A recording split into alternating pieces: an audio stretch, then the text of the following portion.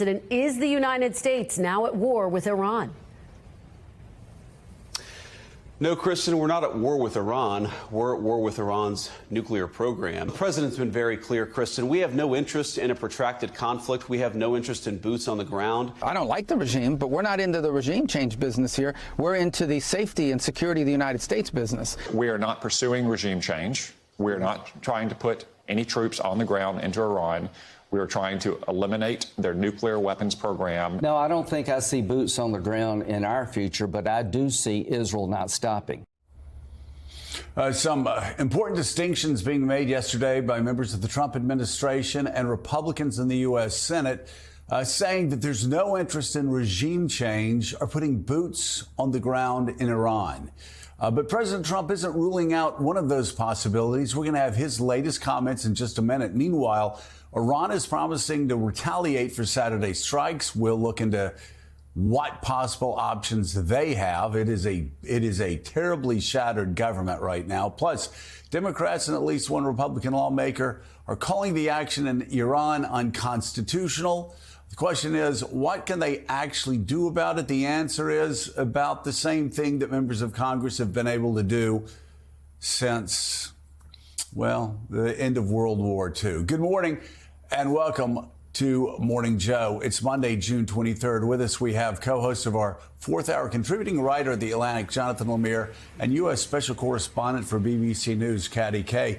Jonathan, I know you have reporting from the White House, as do I. We sharing notes yesterday.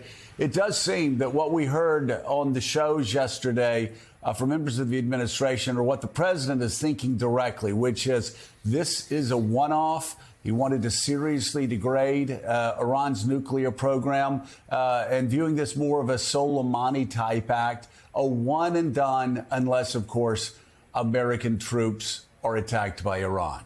Right, and certainly the enemy gets a say here, and that's the old cliche, and Iran will have a vote as to the future of this war. But that is correct. From what I've been told from White House officials, that this is a decision, a historic decision, that President Trump reached in recent days. Then we had a bit of a feint, a bit of a misdirection, where he said, well, we're going to wait 2 weeks, his verbal crutch there, before making a decision to actually strike these sites in Iran, when really he had already given the go order. Now, he didn't, as always, these things can change at the last minute. It didn't become official until minutes before the strikes were launched over the weekend. But now that it has happened, and U.S. officials still assessing the damage there in Iran, senior aides tell me the president does view this as a one-off, that Israel had weakened Iran, and the U.S., with its pilots, its aircraft, its bombs, then went in to damage and potentially destroy these 3 nuclear sites.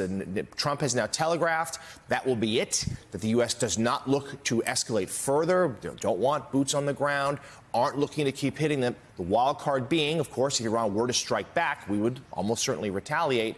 Now, Israel's a different matter. We'll see where they go from here.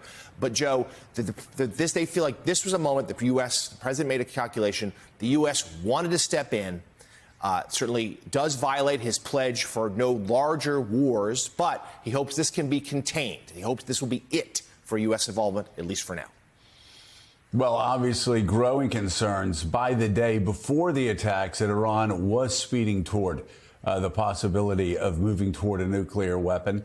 Caddy Kay, Henry Kissinger famously said that when you're sitting in the White House and trying to make a decision on foreign policy, the possibility of war, you're never handed a good decision and a bad decision. You're handed 2 very difficult choices.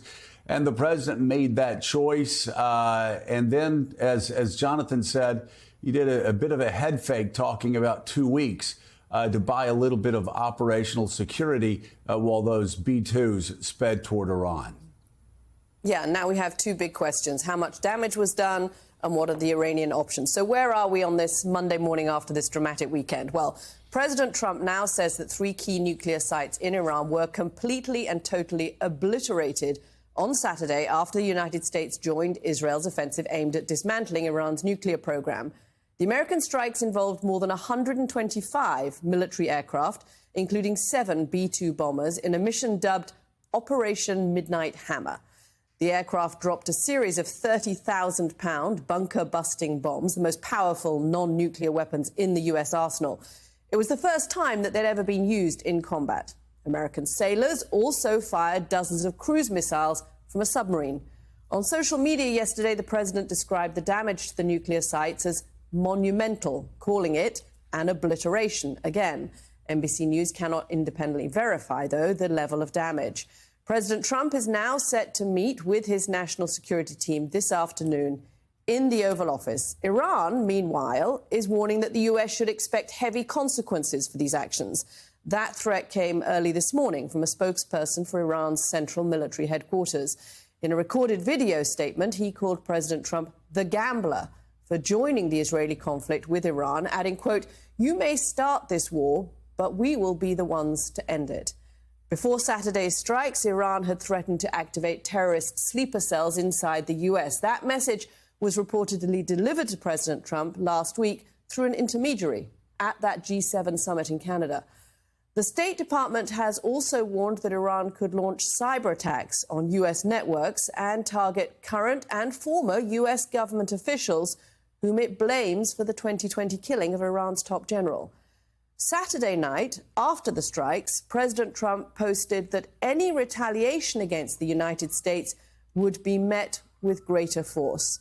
Meanwhile, President Trump is floating the idea of a regime change in Iran. In a Truth Social post yesterday, the president wrote, quote, "If the current Iranian regime is unable to make Iran great again, why wouldn't there be a regime change?"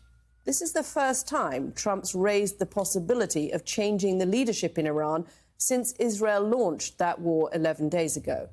The president's comments also break from the stance of the rest of his administration that they've been taking, as they've been saying the intention of Saturday's strike was not to push for regime change, but to prevent Iran from obtaining nuclear weapons. This mission was not and has not been about regime change. The president authorized a precision operation to neutralize the threats to our national interests posed by the Iranian nuclear program and the collective self-defense of our troops and our ally Israel. Does the United States support Israel killing Iran's leader? Well, look, that's up to the Israelis, but our view has been very clear that we don't want a regime change.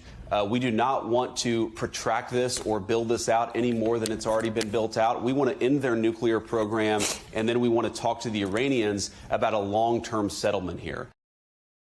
This mission was a very precise mission. It had 3 objectives, 3 nuclear sites. It was not an attack on Iran. It was not an attack on the Iranian people. This wasn't a regime change move. This was designed to degrade and or destroy 3 nuclear sites related to their nuclear weaponization ambitions, and that was delivered on yesterday. What happens next will now depend on what Iran chooses to do next. If they choose the path of diplomacy, we're ready. We can do a deal that's good for them, the Iranian people, and good for the world. If they choose another route, then there'll be consequences for that. Let's bring in right now columnist and associate editor for the Washington Post, David Ignatius, also with us, senior fellow at the Carnegie Endowment for International Peace, Kareem Sajapur. He focuses on Iran and U.S. foreign policy toward the Mideast.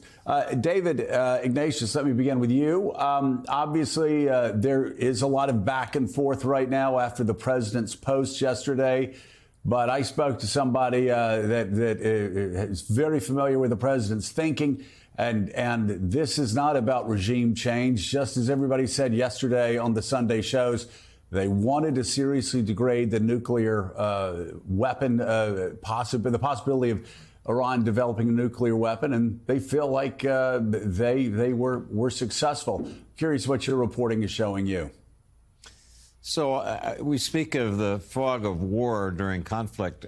I think 2 days after, there's a little bit of fog of intentions about just what the U.S. and certainly what Iran intends to do. If President Trump isn't interested in regime change, then he shouldn't have a social media post late last night saying that he is. That certainly muddied the water.